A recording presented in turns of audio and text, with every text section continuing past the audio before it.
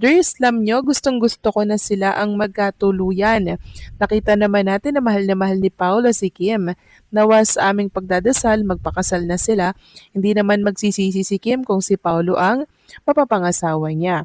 Mukha namang makaluma din ang klaseng lalaki si Pao na mahal niya si Kim. Umaasa kami na magpapakasal na sila this month. God bless and good luck.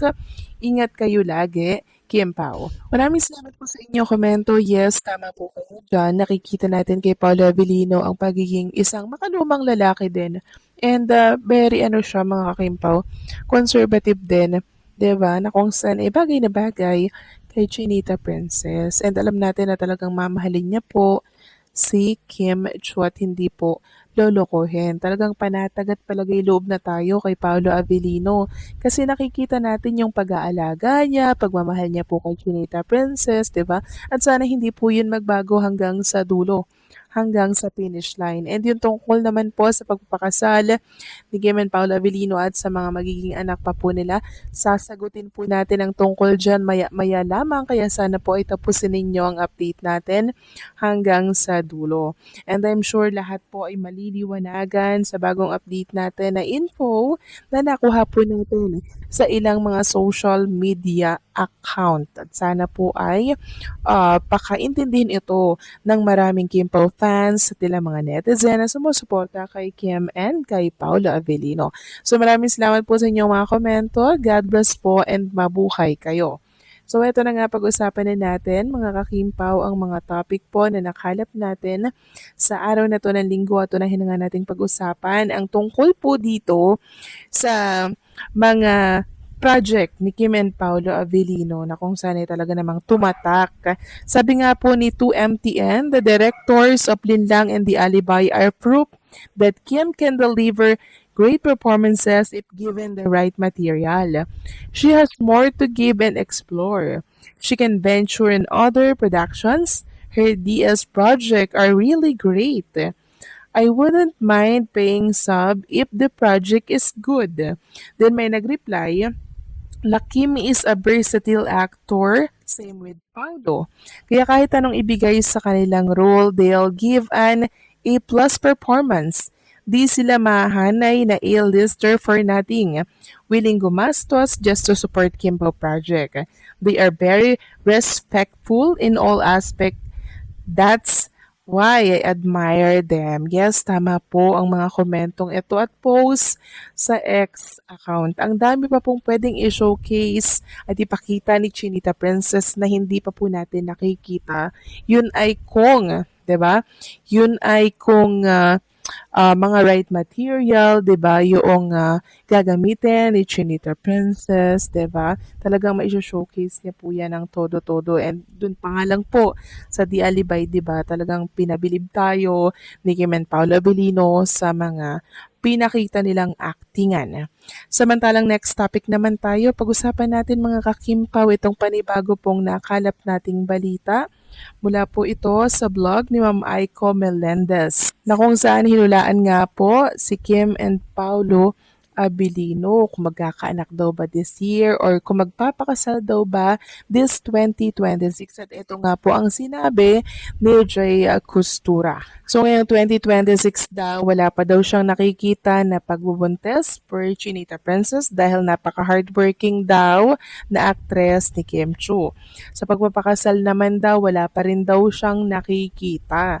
Pero ang napansin niya daw kay Paolo Avellino, sobrang private daw na tao. Once na may relasyon or karelasyon, hindi daw talaga pinapakita or hinahayag sa publiko.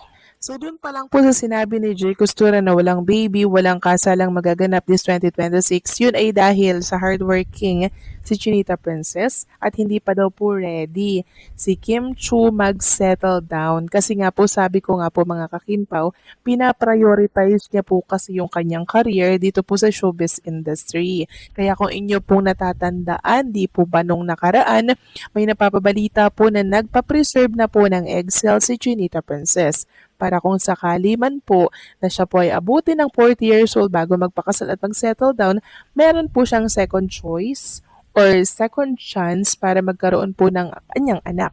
'Di ba? At least sa kanya pa rin po galing yoong egg na bubuuin para maituring niya rin syempre anak po yun. 'Di ba? So, grabe mga kakimpaw, no? Ilang taon na ba si Kim Chu? 35, pero hindi pa daw po si Kim Chu ready mag-settle down.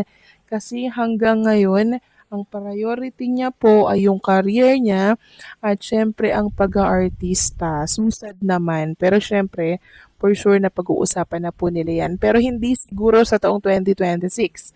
Malay nyo, 2027, di ba? Hindi natin alam kasi ang mga plano ni Kim and Paolo Avellino at kung ano man po yung mga plano nila, irespeto na lang din natin kung saan po sila masaya. Maraming Kim Pao fans talaga ang umaasang sina Kim Chiu at Paolo Avellino ang magkatuluyan at hindi ito nakakagulat kung bakit ganoon kalakas ang sentimiento ng fandom. Una sa lahat, malakas ang chemistry nila, hindi lang sa proyekto tulad ng The Alibi, kundi pati sa mga simpleng kilos, tinginan, at para ng pakikitungo nila sa isa't isa sa interviews at public appearances. Para sa fans, ramdam nila na hindi pilit ang koneksyon. Parang natural, komportable, at may lalim. Kaya madaling mahulog ang loob ng mga manonood at umasa na sana'y mauwi ito sa totoong buhay. Ikalawa, pareho silang hinahangaan bilang mga artista. Si Kim ay kilala sa kanyang kabaitan, professionalism at tibay ng loob sa kabila ng mga pinagdaanan niya. Si Paolo naman ay tinitingala bilang isang seryoso, tahimik pero malalim na aktor. Sa mata ng fans parang nagko-complement ang personalidad nila. Si Kim ang liwanag, si Paolo ang lalim. Kaya nabubuo ang ideya na bagay sila, hindi lang sa screen kundi bilang tao. Ikatlo, may factor din ang emosyon ng fandom. Matagal nang sinusuportahan ng Kim Pao fans ang tambalan, kaya natural lang na umabot sa puntong gusto nilang makita ang happy ending hindi lang sa kwento kundi sa realidad. Para sa ilan, ang pagkatuluyan ni Kim at Paolo ay parang gantimpala sa lahat ng kilik, luha at suporta na ibinigay nila bilang fans. Pero mahalagang tandaan din na hanggang fans lang tayo. Ang totoo, sina Kim at Paolo ay may sariling buhay, desisyon at hangganan. Kahit gaano pa kalakas ang hiling ng fans, sila pa rin ang masusunod kung ano ang totoo at makakabuti para sa kanila. Hindi rin dapat ipilit o gawing basyehan ng pressure ang mga haka-haka at interpretasyon ng publiko. Sa kabuuan, valid at understandable ang kagustuhan ng Kim Pao fans na magkatuluyan sina Kim Chiu at Paolo Avellino ito sa pagmamahal, paghanga at koneksyon na naramdaman nila sa tambalan. Pero kasabay nito, mahalaga rin pairali ng respeto. Kung ano man ang mangyari, totoo man o hindi ang inaasahan ng fans, ang pinakamahalaga ay masaya, payapa, at totoo sina Kim at Paolo sa sarili nilang kwento. Walang opisyal na pahayag mula kina Kim Chiu o Paolo Avellino na sila ay magkasintahan o engaged, kahit maraming fans ang umaasang ganoon. Pareho silang patuloy na nagtatrabaho sa mga proyekto, tulad ng pelikula at series. Kaya madalas silang magkasama sa events at press cons. May mga kilig moments at sweet gestures, tulad ng pagbibigay ng bulaklak na naka-record sa press at interviews, pero hindi automatikong indikasyon ng official relationship. Rumors tulad ng alleged living together o proposal photos ay lumalabas online, pero wala naman silang malinaw na confirmation mula sa actor o actress. Bakit lumalakas ang speculation? Ang tandem nila, kilala bilang Kim Pao, ay naging popular dahil sa chemistry nila sa screen at dahil mas madalas nilang ginagawa ang mga projects together ngayon. Dahil sa mga pag-uusap at teasing sa media, pati ang mga co-stars ay napapabilang minsan sa mga tanong tungkol sa relasyon nila. Maraming fans sa social media ang nagpo-post ng sightings at bonding moments, kaya mas lumalakas ang speculation kahit hindi kumpirmado ang relasyon nila. Ano ang reasonable conclusion? Mas low-key o pribado ang kanilang personal na buhay at mas pinipili nilang huwag magbigay ng direktang pahayag sa mga ganoong usapin. Ang mga kilig moments at good chemistry nila ay totoo sa set at sa fans, pero hindi pa ito nangangahulugang sila ay official couple sa totoong buhay. Hanggang sa may malinaw na statement mula mismo sa kanila, ang mga ganitong balita ay rumors o fan speculation pa rin. Sa perspective ng many fans, karaniwan sa mga fandom ang mag-fan wish o mag-ship ng tambalan lalo na kung malakas ang chemistry nila on screen. Natural ito sa fan culture, pero mahalaga pa rin na respeto sa privacy at desisyon ng mga artista mismo. Ang balitang ito ay hindi na talaga nakakagulat, lalo na kung susubaybayan kung gaano kalakas at kaseryoso ang suporta ng Kim Pao fandom. Sa totoo lang, ang kagustuhan ng mga fans na magkatuluyan sina Kim Chiu at Paolo Avellino ay nag-ugat sa emosyon, koneksyon at chemistry na malinaw na nakita ng publiko. Hindi lang sa harap ng kamera, kundi pati sa mga simpleng kilos nila sa totoong buhay. Una sa lahat, malakas ang hatak ng tambalan nila. Iba ang impact ng Kim Pao kumpara sa ibang love teams dahil hindi ito pilit. Hindi OA, hindi scripted sa paningin ng fans. Ramdam ng marami na may natural na lambing, respeto at comfort level sa pagitan ni Kim at Paulo. Para sa fans, parang hindi lang sila magaling umarte, kundi parang may totoong koneksyon na lampas sa trabaho. Kaya doon nagsisimula ang pag-asa. Paano kung totoo na? Ikalawa, pareho silang minamahal bilang individual, kaya mas lalong lumalakas ang suporta kapag pinagsama.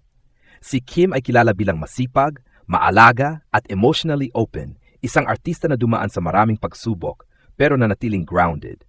Si Paulo naman ay tahimik, introspective at seryoso sa craft, isang lalaking hindi palabas sa emosyon pero ramdam ang lalim. Sa mata ng fans, nagbabalanse ang personalities nila, kaya naisip ng marami na kung sakaling mauwi sa totohanan, magiging maayos at mature ang relasyon. Ikatlo, may malaking papel ang emotional na investment ng fans. Hindi lang ito simpleng kilig. Maraming Kim Pao fans ang sumabay sa journey ng tambalan, mula sa simula, sa mga proyekto, sa interviews, hanggang sa mga tahimik na sandali. Para sa kanila, ang pagkatuluyan ni Kim at Paulo ay parang reward o happy ending hindi lang para sa love team, kundi para sa sarili nilang suporta at pagmamahal bilang fans. Pero sa kabila ng lahat ng ito, mahalagang maging malinaw at patas. Ang kagustuhan ng fans, gaano man ito kalakas, ay mananatiling hiling lamang hanggat walang kumpirmasyon mula mismo kina Kim at Paulo. At dito pumapasok ang mas mature na pananaw. Ang tunay na pagmamahal sa artista ay hindi lang pagsuporta sa gusto natin, kundi paggalang sa desisyon at privacy nila. Hindi rin natin dapat kalimutan na may mga artista na mas pinipiling gawing pribado ang personal na buhay. Posibleng may namamagitan, posible ring wala, pero hindi obligasyon ni Kim at Paulo na ipaliwanag ang lahat sa publiko. Hindi rin dapat gawing pressure ang expectations ng fandom, dahil maari makasakit ito sa halip na makatulong. Sa kabuuan, masasabi ko na ang balitang ito ay salamin ng lakas ng Kim Pao fandom. Ipinapakita nito kung gaano kalalim ang koneksyon na nabuo ng tambalan sa puso ng mga tao. Natural, makatwiran at puno ng pagmamahal ang kagustuhan ng fans na magkatuluyan sina Kim Chiu at Paulo Avellino. Pero kasabay nito, mahalagang manatiling grounded, sumuporta ng may respeto, umasa ng may hangganan at tanggapin kung ano man ang totoong kwento na pipiliin nilang ibahagi. Sa huli, kung sila man ang itinadhana, lalabas din ang katotohanan sa tamang panahon.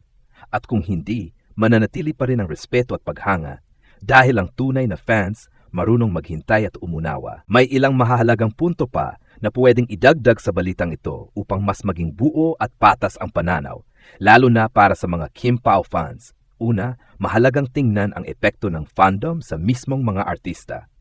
Kapag sobrang lumalakas ang hiling na magkatuluyan sana sila, minsan ay nagiging pressure ito, hindi lang sa personal na buhay nila, kundi pati sa trabaho. Posibleng maging maingat sina Kim at Paulo sa kilos at salita nila dahil alam nilang lahat ay binibigyang kahulugan ng publiko. Ibig sabihin, mas tumitindi ang pangangailangan ng respeto at self-control ng fans. Ikalawa, dapat din kilalanin na hindi lahat ng chemistry ay kailangang mauwi sa totoong relasyon. May mga tambalan na nagiging makabuluhan dahil sa profesionalismo, tiwala, at mutual respect. Sa kaso ni Kim at Paulo, pwedeng ang malalim nilang koneksyon ay bunga ng pagiging parehong dedicated sa craft, hindi agad romantikong ugnayan, at hindi ito kabawasan, sa halip patunay ito ng husay nila bilang artista. Ikatlo, ang ganitong balita ay nagpapakita kung gaano nagbabago ang kultura ng love teams ngayon. Mas conscious na ang audience, mas gusto nila ng tambalang may maturity, realism, at emotional depth gaya ng Kim Pao. Kaya kahit walang kumpirmadong relasyon, patuloy pa ring sinusubaybayan at sinusuportahan ng dalawa. Ibig sabihin, hindi na lang kilig ang basehan ng suporta, kundi respeto sa talento at personalidad. Ikaapat, pwede ring idagdag na malaki ang naitutulong ng tambalang Kim Pao sa career growth ng isa't isa. Mas napapansin ang range nila bilang actors, mas nagiging seryoso ang pagtingin ng industriya sa kanila, at mas lumalawak ang audience nila. Sa puntong ito, kahit ano pa ang tunay na estado ng relasyon nila, panalo pa rin sila professionally. Sa huli, ang pinakamahalagang may dagdag ay ito. Ang tunay na sukatan ng suporta ay hindi kung natupad ang gusto ng fans, kundi kung nananatili ang respeto at pagmamahal kahit ano pa ang kalabasan. Ang Kim Pao story, totoo man o hanggang screen lang, ay naging inspirasyon, naging aliw at naging bahagi ng emosyon ng maraming tao. At minsan, sapat na iyon. Kung may mangyari man sa hinaharap, tatanggapin. Kung wala, igagalang. Iyan ang pinakamature at pinakamatibay na anyo ng pagiging fan.